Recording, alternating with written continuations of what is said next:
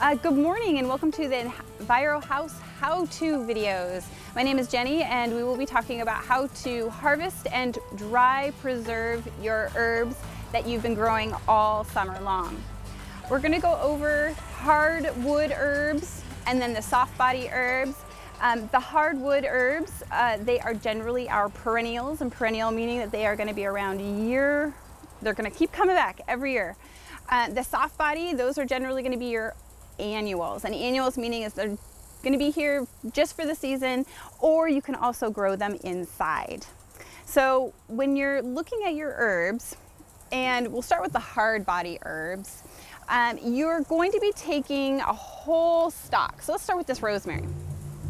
You would take the whole stalk here of the rosemary. You want as long a piece as possible when you're harvesting.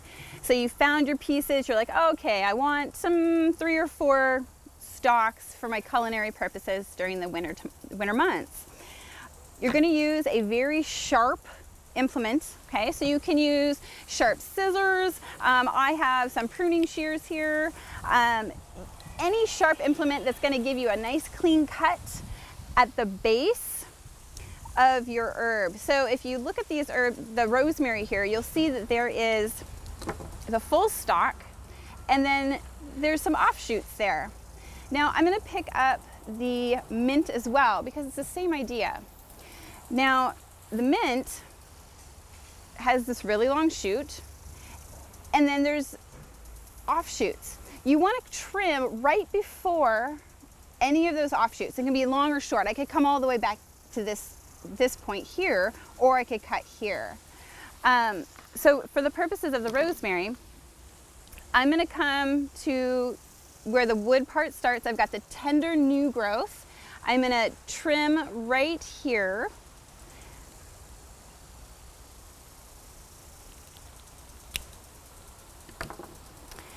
And then this is the part, this tender new growth is the part that you're going to use. All of the new growth has the most flavor and all of the oils are very concentrated. So you want to cut new growth and not something that's going to be really, really woody or second year growth on any of the woody plants. Lavender, we've got sage here. You can see on the sage, I did the same thing. I cut it right where this tender new first year growth is here, and you can see the stem change, the color change in the stem. It is darker on that second growth. So this was grown last year, and this is all new this year. So you really want to harvest this year's growth. Now, if you harvest, you want to harvest before 10 a.m. if possible. That means the oils in the plants have not been activated by the sun, by the heat, and they haven't dispersed throughout the plant. They're more concentrated. It's been cooler at night, so the concentration of oils is going to be nice and tight in each of these leaves. Some of them wilt. So with lavender, sometimes it will get wilty. The leaves will get wilty. Sage does wilt a little bit when it's been in the sun. So harvesting before 10 a.m. will give you the most flavor in your herb that you're harvesting, and it'll dry more consistently. You want to get your herbs. I'm going to move to soft body herbs. You want to harvest them before they bolt. Now, bolting is when I'm going to use this cilantro here as an excellent example. It's when you have all of these soft body leaves. Bolting generally happens with the annuals that are soft bodied. So you're going to get a stem in the middle. The stem here is very hard. It's very woody, and you can see that it's creating flowers. All of the soft body plants will bolt. They will get a flower of some sort. Some will get this woody stem that grows from the center of the plant. And once it starts to bolt, you know you've got to act quickly, because once these flower, you can see this cilantro is starting to flower.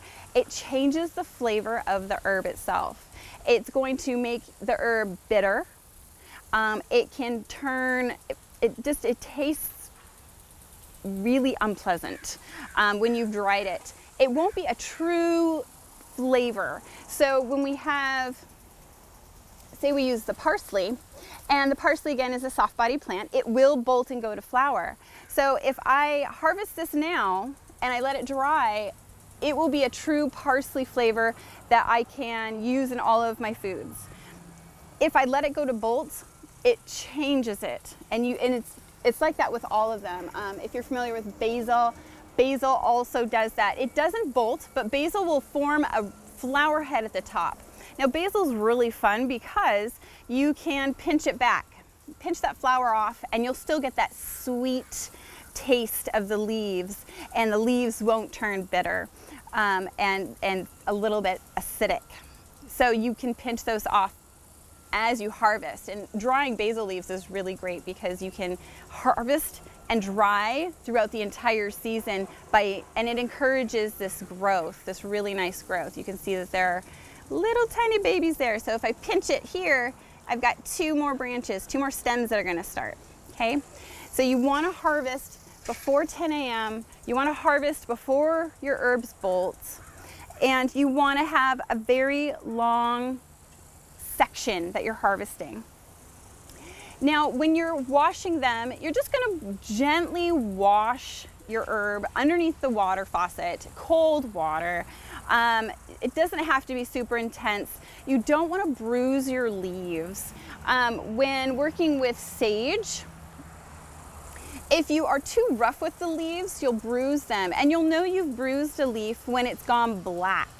So it'll take a little bit of time, couple minutes or so, but the part that's gotten bruised will turn black and it won't dry properly. The herbs and the cell bodies there are damaged, and so you're not going to want to use any of the leaves that have been bruised when you're drying.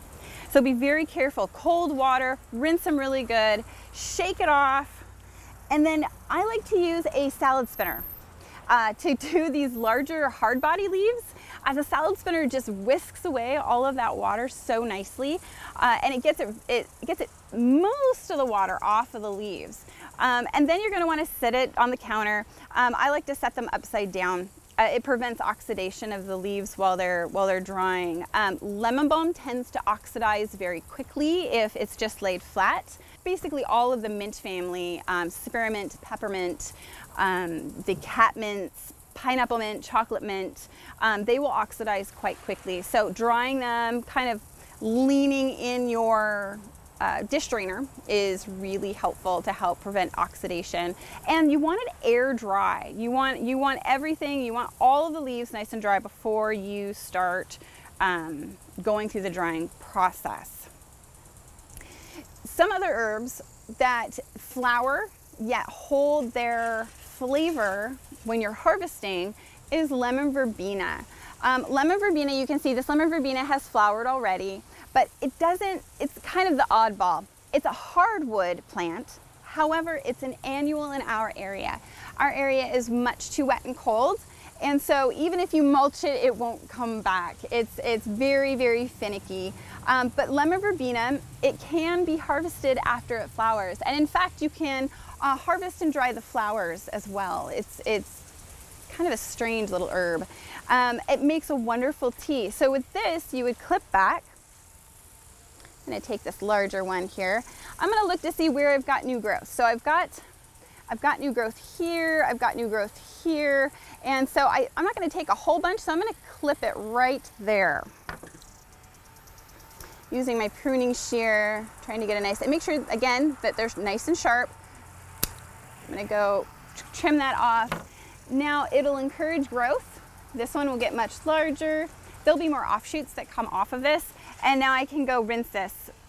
Rinse it off, nice cold water, shake it off, put it through the salad spinner if you want to, and let it sit in that dish drainer or on a dry towel. I would suggest though, if it has flowered, that you trim away before you wash. You trim away all of those flower heads. And the reason you do that, A, then you don't have to wash them, but B, you're not going to use those. The flowers are gone. The most benefit from these, there's no benefit from the flowers after they've already bloomed. You want to get them while they're blooming to dry them, okay? So you've got your herb there. Now, once you have, they're dry, they're not wet anymore. You want to put them somewhere. You're going to want to put them in an airtight area, or you can put them in a brown paper bag. That works. One of the methods that I really like to use for drying herbs is sticking them in the refrigerator. So I place 2 paper towels down, so just to help, whisk away any moisture. And like with the mint, it works beautifully. They don't get oxidized at all. So if I were to take the mint, I'm gonna go ahead and trim a piece of mint off here. Pretend this is nice and dry and clean, no bugs. And I'm gonna place it in the refrigerator. Don't place it in the crisper, because the crisper is where you wanna keep things a little bit moist. So you're just gonna place it in the body of the refrigerator in between two paper towels. And I kind of like to double up the paper towels on the top and the bottom. And it takes about a week. And once, you can turn them, as you see fit. You can move them around, make sure each side is dried appropriately. And in about a week, you have dried mint leaves. It's kind of outstanding. And then you can, when you take them off, pretend this is nice and dry, taking the leaves off when they're dry is really easy. So if these are nice and dry, all that you're gonna do is you're gonna run your finger along here, and it takes all those leaves off. I already took one off right here, it just comes right off. You wanna hold it upright, tip up. So if we look at the sage, okay, you're holding it tip upright, the leaves are nice and dry, you just take your hand, and if it's completely dry, they are gonna come right off, and you just slide them right off. Same with the rosemary. Rosemary, you're gonna take that tip, and then you're gonna slide it all the way down like that, okay? Traditionally, people have seen herbs hung upside down in bunches to dry. Totally easy, acceptable way to do that. There is a caveat though. If you don't cover them, they're gonna get full of dust, and you've just spent all this time cleaning and drying your herbs to make sure that they are culinary ready, kitchen ready. So if you do hang them upside down in a bunch, and you can hang multiple types of herbs together, it doesn't have to be just one type, you're gonna wanna place some rope or some hemp rope or some cotton twine, tie it up. You can hook it, hang it up, use a Christmas ornament hooks, and that makes a really nice hook it up. And then I like to cover them. So if you have a whole bunch, use an old pillowcase. Rip out the one side, drape it across, it keeps the dust off. If you have any kind of fabric or muslin, just to keep the dust off, because you don't want to be eating all the dust mites after you put all this work into your herbs. So again, once they're all dry, you just pop them off. And then you're gonna store everything, pop them off like that, all the way down, use your fingers. You're gonna store them in an airtight container. They are going to last somewhere between 6 months to a year, give or take. The flavor stays intense up to about 6 months. After that, of course, the leaves and the flavor will degrade, the oils start to break down. So if you have herbs in your cabinet that are over a year old, you might wanna toss them out, make some of your own out of your own garden, and put the new stuff in the bottles you had for your old herbs. One other thing here, you can freeze them as well. So if you don't want to dry your herb, you've washed it, it has no moisture left, all the water's gone, you can take your herbs and cut them into smaller sections, fresher, okay? Doesn't have to be dried.